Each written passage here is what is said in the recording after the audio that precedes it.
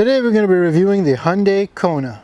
Now, unlike other car reviews that will show you how well this thing fits in a mall parking lot or how its all-wheel drive system works well on a slippery driveway, we're going to be taking a look under the hood and underneath this vehicle to see what's inside and how it works. And we're going to start underneath the hood where we have Hyundai's 2-liter NU inline 4-cylinder engine, and it's situated transversely for front-wheel drive, slightly off on the passenger side. Just under the battery on the driver's side, we have the 6-speed automatic transmission with all-wheel drive. Now, this is the most simple configuration under the hood of the Kona. There is a 1.6-liter turbocharged engine with a dual clutch automatic transmission that is available. However, if we take a look under the hood of this one, everything looks pretty simple and straightforward, starting of course with this big blank area that has nothing over here in the engine bay. We've got on this side the battery, the ECU, as well as the fuse box and the air box and its intake shroud, and over here the windshield washer reservoir. Now we're going to start by taking a look at the air intake system on the Kona. At the front here we have fresh air drawn in from the front of the vehicle. It's then going to be sent down into an air resonator box and then back up into this air box here to get filtered out. It'll then go through this drive-by-wire throttle body and then into this plastic intake plenum before going into the engine. Now luckily, like most economy cars, things are pretty easy to service, including the air filter, which just pops up like that, and then we can remove it. Now you got to remember that this vehicle was built to a price point, and as a result you can see where they've cut corners. This air intake duct is actually made of a recycled cardboard like material instead of plastic. Now here's what the air resonator box looks like from underneath. Now with the air box out of the way, we have clear access to this drive-by-wire throttle body. Now in the air intake we have the variable motion sensor, which is responsible for creating tumble flow as air is moving through these channels going into the engine to help promote mixing. Now at the bottom here we have the variable intake solenoid, and it's responsible for changing the length of these runners here, effectively allowing more mixing at lower RPMs and faster airflow at higher RPM. And here's a closer look at that variable intake solenoid. It's just going to turn this little mechanism here to open the series of flaps inside. Now once air makes it into the engine, it's got to mix with fuel before it gets burned, and that's where this engine is left a little bit behind the times because it only has port injection. That means that these injectors here are going to inject fuel right at the head before it gets down into the valves, as opposed to direct injection where it goes directly into the combustion chamber. Now the low pressure fuel pump from the tank is going to bring in fuel here to this fuel rail here, and that's going to feed these 4 individual injectors. Now the low pressure fuel pump is located inside of the fuel tank along with the fuel filter, and that's underneath the rear seat. Now underneath the car here we've got the gas tank. On this side here it's completely to the bottom of the car, whereas on this side here it does sit a bit shallow, which means if you got a full tank of gas, that side is going to be a little bit heavier. We do have the evap canister located over here, as well as the exhaust. Taking a look at the top of this engine, we have a plastic valve cover. Now this does take 5W 20 weight oil. Now most competition has moved to a thinner weight 0W 40 or 20 weight oil. At the top of the engine we have the 4 ignition coils, which is going to make for easy spark plug changes, and we've got the PCV valve over here, which is going to bring ventilation from the crankcase and the valve cover and revent it back into the air intake to get burned. Now on the passenger side of the engine, this is a double overhead cam engine, which means that we have the intake camshaft on this side and the exhaust camshaft on the back side here. Now underneath this timing cover is a timing chain, which is good because you don't need to service it for the life of this vehicle. Now underneath that we have variable valve timing in both the intake and the exhaust, and this is controlled through an oil control valve, which is your traditional style instead of an electric motor like newer vehicles. Over here we have the variable force solenoid, which unlocks the pin to activate the mechanism. Now over on the exhaust side, the oil control valve is located at the back here. Now underneath that timing cover we've got an integrated oil pump, so it's actually part of the timing cover and forms an integral part of the lubrication circuit in the Hyundai Kona's engine. Now I don't like how all these new cars are not coming with any reinforcement in the front. The only structural member is a subframe located way behind the rear wheels there that you can actually jack up on. All this here is just plastic. Now taking a look at the underbody of the Hyundai Kona, you can see we've got this black plastic cladding that runs the front half of the underbody. Now that's there to prevent the critical engine components underneath from being damaged when you run over a curb at your local Walmart parking lot. Now it also prevents salt water from splashing up on your critical engine components and with aerodynamics at highway speed. Now the engine undercover is held on by a couple of these 10mm bolts. Now the problem with these bolts is the head here is very shallow, it doesn't go very deep, and when you plug that into a socket it's pretty easy to slip. Put a couple of years of rust on this car and removing this engine cover is going to be pretty daunting because these are just going to end up slipping, snapping, or stripping out. Now what I do like about this undercover is it's got cutouts for the oil filter and the oil pan drain. That way you don't have to take off any covers when doing an oil change. Now with the engine undercover removed, you can see we've got clear access to the engine on the passenger side and the transmission on the driver's side. Now underneath the engine we've got this engine oil pan that's made of steel, not plastic, and it looks pretty big for a 2-liter engine. Over here we've got the drain plug for the oil, and over here we've got the oil filter. It's a canister style filter, no cartridge style filter to make too much mess here. Now just in front of the timing cover we have the drive belt. Now the alternator is located right at the top here and is pretty easy to access along with its pulley. However, anything below that, including the water pump, which you can see here, is really tight up against the frame rail. I can barely get my brother's old toothbrush inside of there to access it. Now if we follow the drive belt further down below, we have the AC compressor, and at the back here we have the drive belt tensioner. So in order to service this drive belt, you just put your special service tool onto this part here and you crank it back, and that's going to release the tension from this belt, and then you can peel it off this way, although there really isn't much space over here. Now here's what the AC compressor looks like from underneath. It's pretty easy to access with just a couple of bolts, and it comes off the engine block, and you can see we've got the bottom side of the drive belt as it runs from the crank over to the AC pulley. Now we're going to have a listen to the engine startup. The injector tick is really loud on this engine. Now under the hood of the Kona, there really isn't a lot of electronics or hoses to confuse you. Things are fairly easy to work on. Now if we look at where the ECU is placed, it's just behind the battery here. It is still subjected to the elements and heat cycling from the engine, though it is pretty much protected from most collision damage over here, unlike some vehicles that might actually bring it out up front here. Over here we have the fuse box, which is pretty nicely labeled and easy to access. Talk about old school. When was the last time you saw a dedicated diagnostic port underneath the hood of a vehicle? Most vehicles just use OBD2 underneath the dash nowadays. I'm surprised that Hyundai actually includes a glass mat battery, so hopefully that'll last you a good while. Now the Kona has two main engine mounts, one over here on the passenger side at the engine, and the other one underneath the battery here that hold the transmission. Now underneath the transmission we've got this engine torque mount here, and that's going to prevent the assembly from rocking back and forth. Now with the airbox removed, we have clear access to the 6-speed automatic transmission, and you can see that it's operated with a traditional cable style shifter. There's no electric motor like newer vehicles. Now at the top here we've got the fill port for the transmission fluid. Now Hyundai does say that it is a lifetime fluid unless if the vehicle is subjected to severe service. In that case you change it every 60,000 miles. Now also at the top here we have the two coolant lines that's going to take transmission fluid from the transmission and send it over to the radiator to get cooled off, instead of having an auxiliary mounted cooler over here where coolant flows to the transmission itself. Now I don't really like this design because of its potential to leak transmission oil.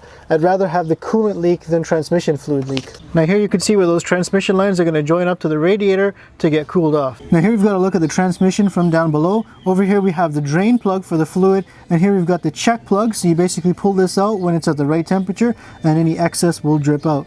Now underneath this plastic cover here is the valve body. There's no pan underneath like traditional transmissions, and that's going to house the solenoids to change the gears in the transmission. Now moving off from the valve body underneath the transmission, you can see this is where the front differential is going to be housed, and the axle that goes out to the front wheels. Now here we've got the transfer case for the 4-wheel drive system on the Kona. You can see it's going to take power from the front differential here and bring that power and send it towards the back wheels through this prop shaft over here. Servicing the transfer case is pretty easy. We've got the fill port located at the top here and the drain port down here. Now the transfer case is going to send power down this prop shaft over here, all the way down the drive shaft through the length of the vehicle to the rear differential. Now sometimes I wonder if these bolts can come loose because they actually thread straight into the flange and don't have any lock nuts on them. Now that drive shaft is then going to send power over to this rear differential here, which is going to enable the 4-wheel drive system to send some power to the rear wheels. Now the 4-wheel drive lock button is actually a gimmick. There's no locking center differential. Now what happens when you engage 4-wheel drive is this motor is going to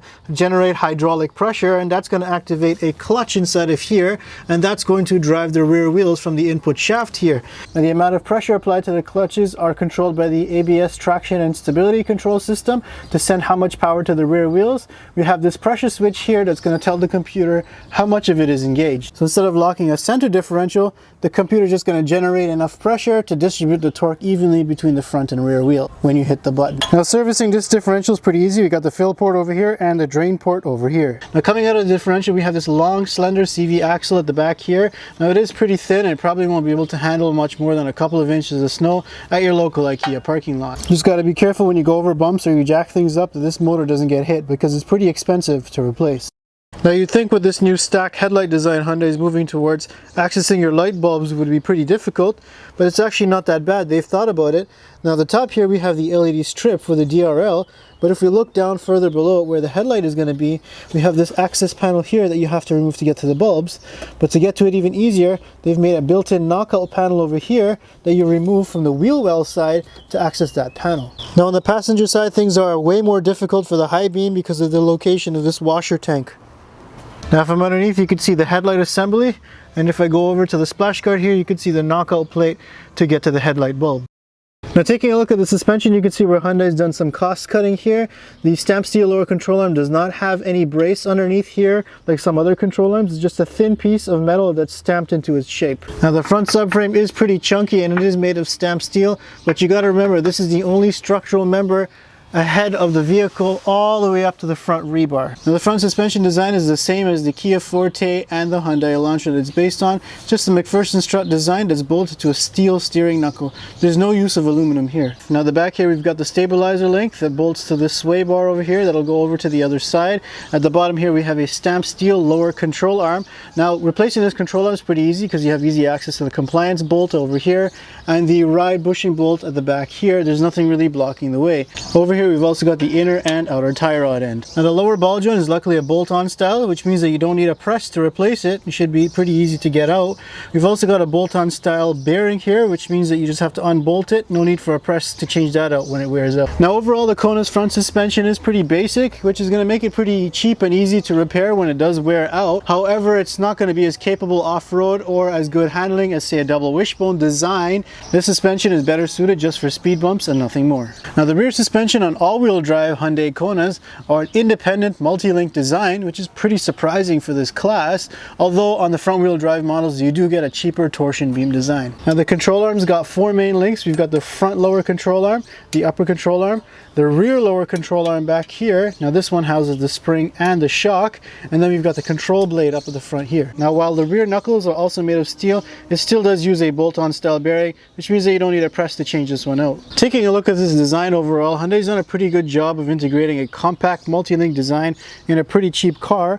Although there are more parts, so come time for maintenance, you're going to expect a little bit more on repairs, though this does lend really well to this car's handling. Check out the length of this bolt that's extending off of the frame, just so that they're able to guide this subframe when they're lifting it in during production. Now replacing rear shock should be pretty easy. You don't even need to go in the interior. There's just two bolts facing you right at the top here, and then one bolt down at the control arm. At the back here you can see you've got the stabilizer link where it bolts to the sway bar at the top and the lower control arm underneath. Next up, we'll look at the cooling system on the Hyundai Kona. Now we've got hot coolant that's going to come up this radiator hose over here to the cap. It's then going to split off and go into the radiator. Now the only point I see here is that it makes room for the air box that's otherwise situated here, but I don't really like this design because it feels kind of weak and could be a potential for leaks. Now following the radiator cap, we've got this other hose that comes off to the coolant tank over here, which is integrated into the fan assembly instead of being on a separate coolant jug out off to the side. Now that coolant's then going to make its way through the radiator to get cooled off by this electric cooling fan over here. Now accessing the radiator on this vehicle does require you to remove the entire front bumper assembly, but I do like how it does form a small little ledge here that you can rest tools on when working on the car. And here's what that cooling fan looks like from underneath. Now once coolant exits the radiator at the lower hose, it's then going to be pumped into this thermostat assembly here. Now this is an electronically controlled thermostat, which means that you need their diagnostic system in order to bleed it and open this up. The coolant is then going to travel from the thermostat over to the water pump, which is driven off of the drive belt over here. Now the water pump in this vehicle is really difficult to access. You need to remove these four bolts here that hold a pulley on. I can barely get my fingers inside of there, and then you can access the water pump bolts that bolt it to the block. This is quite the job to do just because this frame rail and all these AC lines are in the way. Now the clearance on this side is so tight because the overall length of the engine with its accessories and the transmission has to fit between these frame rails, and there really isn't much room on either side to move it over. Now even from underneath the vehicle you can see how tight the access to the water pump is going to be. It's right up against that frame rail there. Now once the coolant makes its way through the other side of the block, it's then going to come over to this housing over here, which is going to branch off coolant to the upper radiator hose to be recirculated to the throttle body on this side, as well as the heater core hoses on this side over here. You've also got the coolant temperature sensor located over here. Now here's a look at the condenser from the front. Now in higher end models, they do come with active grille shutters to help with aerodynamics. Now look at the exhaust setup on the Kona. It's very typical for any inline 4-cylinder engine. Now the exhaust manifold isn't built into the head like some other vehicles. It's actually sticking out externally here under this heat shield. We've got an oxygen sensor over here. The exhaust gases are going to flow through a catalytic converter built underneath here and then down into the flex pipe below. Now the exhaust is then going to make its way over to the flex pipe over here and then down to the mid pipe. Now I personally find this flex pipe really flexible. Now the exhaust is then going to travel through the mid pipe to this mid silencer over here and then out to the rear muffler over here. This car is barely a couple of months old and the exhaust is already falling apart with rust. Good luck trying to service this when this flange starts to leak a couple of years down the road. Same thing goes for the muffler flange at the back here. It's pretty crusty. Now the exhaust enters the middle of the rear muffler, which is situated transversely, and there's only one outlet over on the passenger side. It's fairly hidden. There's no fake exhaust tips in this bumper.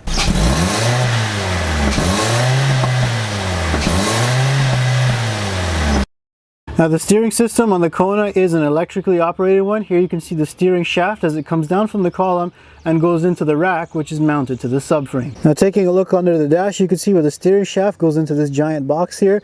Now this box contains the electric motor as well as the control unit for the power steering system. Now the Kona takes a traditional approach to its braking system. We have a simple master cylinder located in front of a vacuum brake booster. Now that booster is going to get its vacuum from the air intake just behind the throttle body here. Now in the turbo models there's actually a separate vacuum pump that drives that vacuum booster. Now if we follow the lines from the master cylinder, it comes over here to these two weird flexible lines. I'm not sure why those are included. Most vehicles just use a hard line here. I hope this doesn't leak after a while. Now if we follow that, it goes over to the ABS actuator located underneath here, and that's responsible for the ABS traction and stability control systems on this vehicle. And if this vehicle had autonomous braking, it would also take over responsibilities for that. Now the front brakes on the Kona are pretty small for an SUV, but this is a small SUV anyways. Make sure you take out these little rotor screws here because come time to do a brake job, these are going to strip out for sure. Now the brake design consists of a floating caliper with a ventilated disc rotor. Now the rear brakes on the Kona are just a single piston floating caliper design with a solid rotor. It's not ventilated. We've also got those annoying rotor screws back here. Now what's interesting is we don't have an electric parking brake, it's a mechanical parking brake. So when this cable is tugged on, the caliper is then going to squeeze together on these pads and lock up this wheel so you can do front wheel drive drifts on the parkway. Now one thing I don't like what a lot of modern cars are doing is putting a plastic radiator support here that's really flimsy and you can't even use it as a jack point. A lot of cars are doing this because as soon as you run over something or you crack it in a collision, you got to replace this part. Now here's something interesting. The rear rebar is just made of a hard plastic material just like the radiator support. So if you get rear-ended and this gets cracked, you have to replace it. You can see here where it joins to the frame, there's a crush can that's made of steel and then it bolts to the frame over here. At least the front bumper rebar is made of steel and could probably take impact a little bit better. So having taken a look at the Hyundai Kona, you can definitely tell that this vehicle was purpose-built for a certain demographic of people. Now the Kona does a good job of giving things customers do touch, feel, and see, such as an easy step-in height, decent cargo room, even good technology such as lazy man features like autonomous braking and adaptive cruise control, Android Auto and Apple CarPlay, and even gimmicks like drive mode selection and all-wheel drive. However, from an engineer's and technician's perspective, they've cut corners underneath the hood and underneath the vehicle where the customer won't necessarily see. Now the most obvious of which is the extensive use of plastics under the hood and underneath the vehicle, especially in places like the valve body cover on the transmission and the radiator cap. It's not any more plastics than any other vehicles would use in this class though. They've also cut corners on the fenders here where there's really sharp unfinished edges where the frame stops, and of course that all steel suspension with no aluminum. Now the Kona makes an excellent car that meets the customer's perspective, but it just goes to show that that $25,000 that you just dropped on a brand new car doesn't really extend to anything underneath the hood. Now make sure you follow me on Instagram to find out what the next car review is going to be, and subscribe for more videos just like this one.